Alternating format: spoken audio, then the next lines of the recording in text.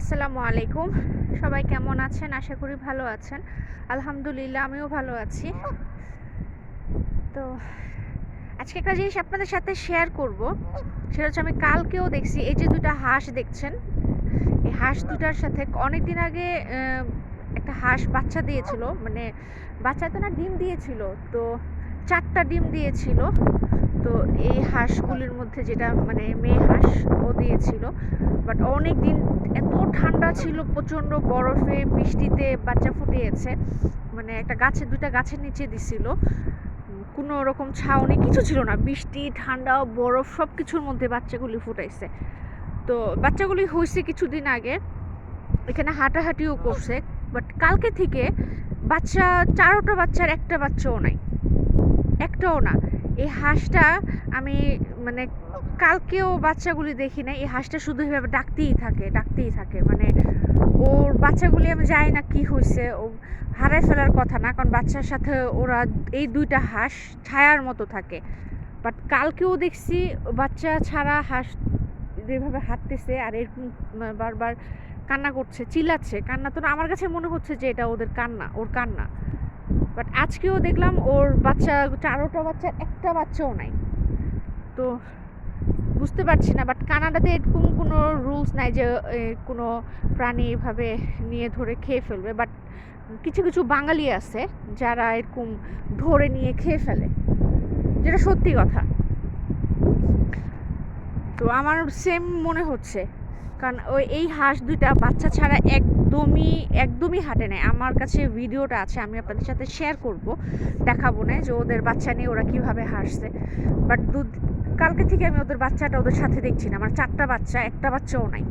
বাচ্চাগুলি বেশ বড় বড় হয়েছিল, মানে আমাদের দেশের দেশি মুরগি যেরকম ঠিক ওই সাইজের হয়েছিল। তো যাই হোক, জানি না বাচ্চাগুলি কি হয়েছে, যদি কেউ ধরে নিয়ে খেয়ে না ফেলে। কানাডিয়ানরা তো কখনোই খাবে না, ওরা ছাড়া অন্য কোনো দেশের মানুষ ১০০% আমি শিওর যে যদি ধরে ফেলে, কেউ নিয়ে থাকে, তাহলে নিয়ে খেয়ে ফেলছে। তো যাই হোক, সবাই দোয়া করবেন যাতে ওরা ওদের বাচ্চাগুলিকে ফিরে পায়। তো আরেকটা জিনিস আপনাদের সাথে আজকে আমি শেয়ার করি।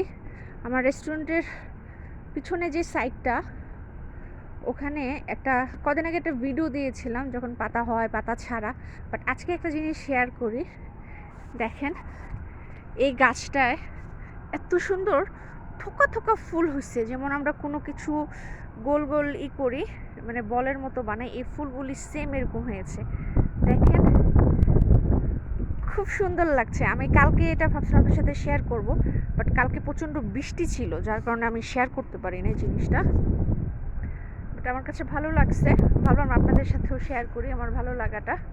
আশা করি আপনাদেরও ভালো লাগবে জিনিসটা। দেখেন, থোকা থোকা ফুল, এই যে সুন্দর না? মনে হচ্ছে একগুচ্ছ মানে ফুল যেভাবে ধরলে ছিঁড়তে ইচ্ছে করে না।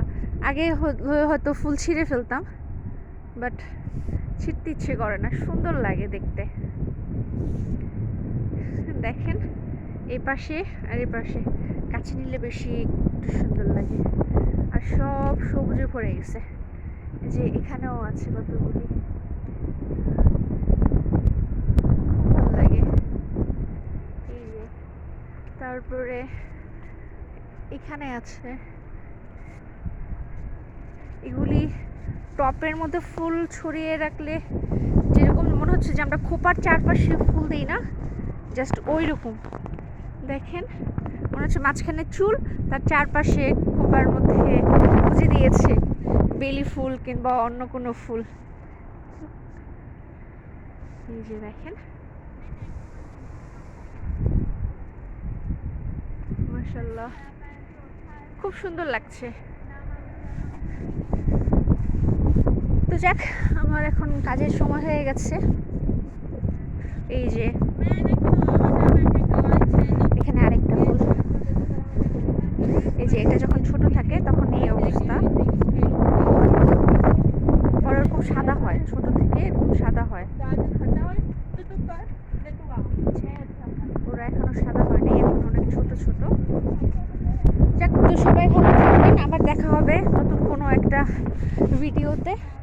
আর যদি আমার ভিডিওটা ভালো লেগে থাকে সবাই please please like, comment, share এবং সাবস্ক্রাইব করবেন এবং আমার পাশে থাকবেন।